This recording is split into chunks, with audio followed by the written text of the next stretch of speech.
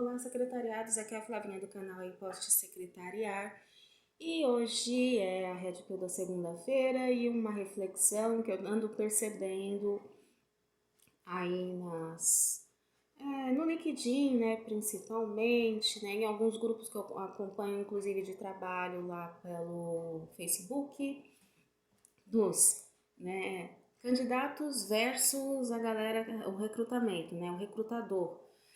Se por um lado nós os candidatos estamos aí passando por situações na qual você passa, né, pela várias etapas, vários processos para dizer o quão, né, de que você tenha que se vender o máximo possível para uma vaga de trabalho.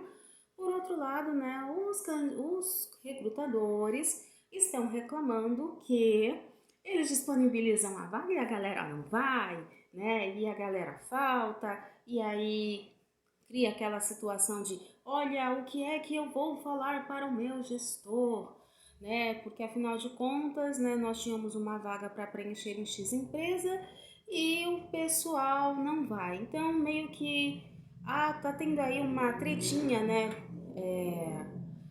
Que é legal que se discuta isso, né? Eu tava postando algumas coisas, inclusive, num dos perfis do LinkedIn, porque uma das moças, né, lá publicou uma das tristes experiências dela, na qual eu também já passei de você passar pelo processo seletivo de uma empresa requisitada e chega ali, ou a vaga está sendo cancelada, ou ela é congelada e aí você não tem certeza de que talvez vá trabalhar naquela empresa, né? E o que é pior de tudo isso, é, eu não sei se é um sistema interno de algumas organizações, mas é assim, eles te colocam no stand-by. O banco de dados acaba de uma certa forma te bloqueando, assim, é como se você tivesse uma restrição, mas é algo que a empresa não consegue detectar. Eu passei, infelizmente, por essa situação em uma empresa que eu tinha passado, passei em todos os requisitos, fui fazer a pré-admissão, tá? Passei o dia inteiro lá e aí quando chegou no final do dia, havia uma restrição interna, né? E que não havia uma explicação do porquê a minha admissão não seria seguida, tá? Então, eu acho que é uma coisa aí que o setor da RH, a galera tem que ficar atenta no controle dos cadastros, porque a treta que causa entre nós, os candidatos, é justamente essa, tá? Eu acho que da mesma forma que o recrutador tá ali ganhando o dele para fazer né, gerar o resultado de trazer um novo talento para que essa pessoa gere, né, acredito eu que o cerne de um RH e as divisões que tem, que do recurso humano, que uma é departamento pessoal, tem o outro que é recrutamento e seleção, né?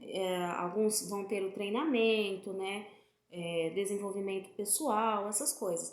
Mas tem que ter um controle sobre dados, né? E que, assim, uma hora eu tratar dados, né, frios, ok, né, os números que a gente chama na administração, e por outro lado, é você ser humano, gente. Então, gente, eu passei por isso naquela empresa e ficou feio para a organização, porque é inadmissível que um profissional de RH olhe aquilo e não queira, ao menos, né, detectar o problema, porque afinal de contas, é problema dela, não é problema meu. Então ficou muito feio a ponto de, mano, não importasse qual fosse a vaga. Certas empresas, né, a gente também, como candidato, tem o direito, né, de achar que que não tem uma boa reputação, né? E é bom que se diga, né?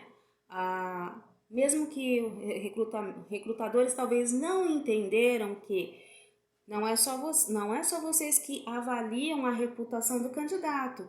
Nós, os candidatos, que também temos muito a oferecer para a empresa, nós avaliamos a reputação de vocês também. Olha que legal! Então, assim, toma muito cuidado com com o processo que está acontecendo, porque até a pré-seleção, beleza, você é um pré-selecionado, até ali, até o momento que eu não faço a pessoa criar uma expectativa de que ela deve ir até o lugar para levar documento, né? Você dispõe de documentos, xerox, tempo, enfim, uma série de exigências. Você leva para o RH fazer a admissão, ele vai lá e cancela a vaga de trabalho, né? E outra coisa aqui, né? Outra coisa, né? Vou chegar num ponto aqui que eu quero, né? Isso dá processo, tá bom?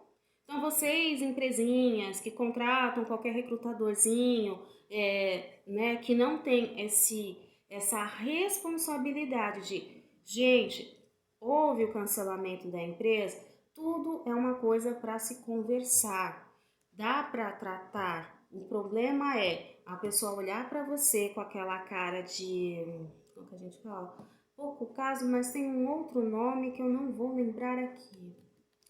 Displicência, né? De não posso fazer nada para você, sabe por quê? Isso vai entrar numa ação. Se entrar numa ação trabalhista, você está gerando risco para a empresa. Se você gera risco para a empresa, você acaba com a reputação dela, ela acaba tendo que despender um dinheiro que ela não tem, fora algumas empresas aí que estão passando por situações e que eu, como candidata, eu volto a fazer as coisas operacionais, mas certas empresas a gente fica olhando assim, não, isso aí não dá para trabalhar porque é furada.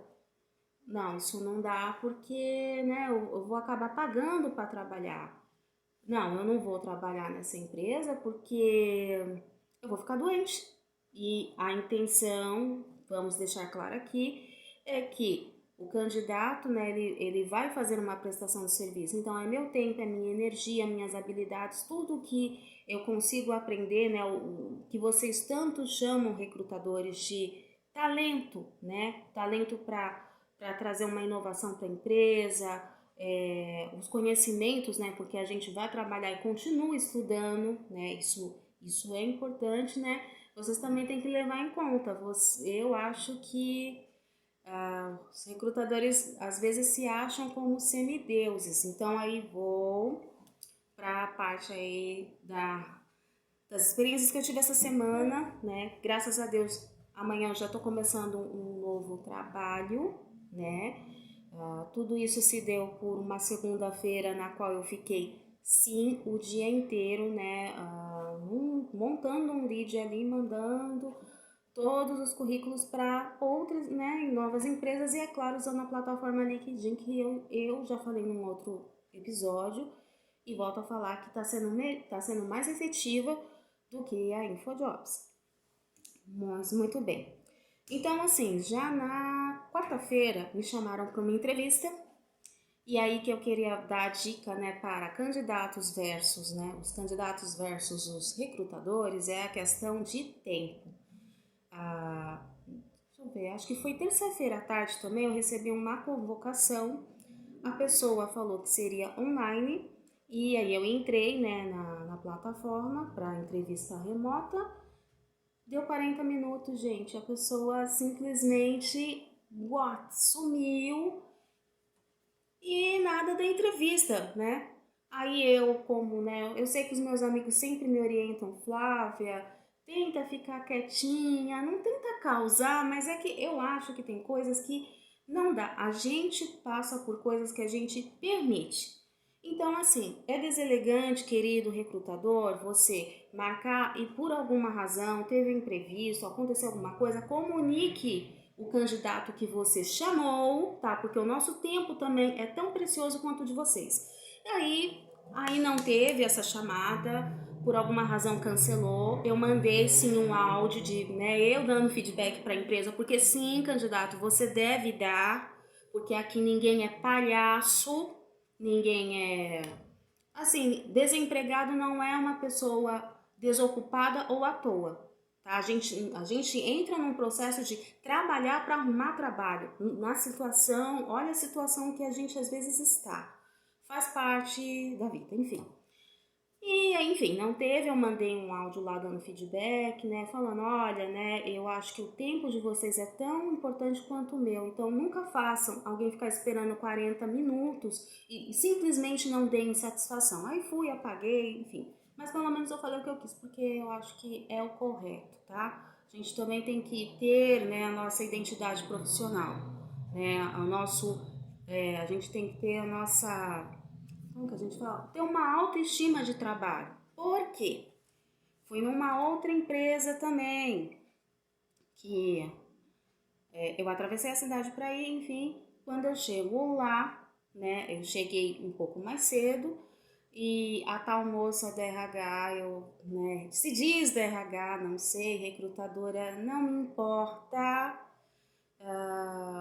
começou, né, a meio que, ai, aí é que eu falo, gente, são coisas óbvias que estão no currículo, tá? Então, se já tá no currículo, não faz sentido você perguntar. A não ser as coisas, claro, que talvez não estejam no currículo, do tipo, ah, você trabalhou em tal lugar? Você trabalhou de que tempo a que tempo?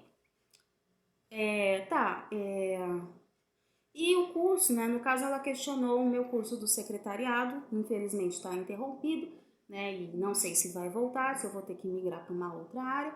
E aí já foi, né? Ai, mas secretariado não existe mais. Não, não, não, não. Aí eu, tá moça, mas é o que eu tenho, né? Então já deu para perceber que já ia ficar tenso ali.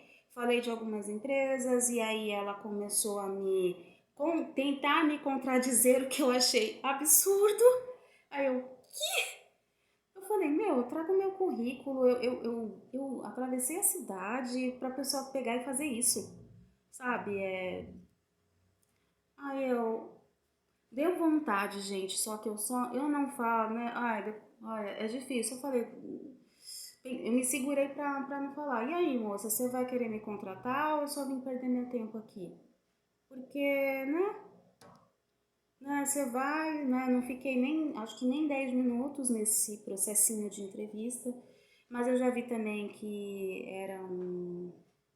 Enfim, tem algumas assessorias, né, que você entra que é complicado, porque a pessoa não fala o salário.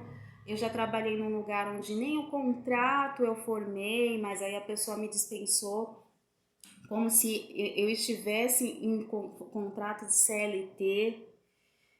Então acontece essas aberrações, galera, né? Aí, pra fechar assim da questão, eu vi que a mulher já começou a ficar meio, sei lá, hostil, né, ao perfil do meu trabalho, não sei. E olha que eu não tinha chegado atrasado nem nada. Aí ela, não, né, rebatendo coisas que eu estava falando. E o que me deu para perceber também, né? Um certo rancinho ou preconceitozinho de, né, pessoal do recursos humanos em relação a debochar, assim, sei lá, da função secretarial, né? Porque segundo inclusive alguns que já estudaram, falaram para mim que secretariado é coisa do passado, a moda agora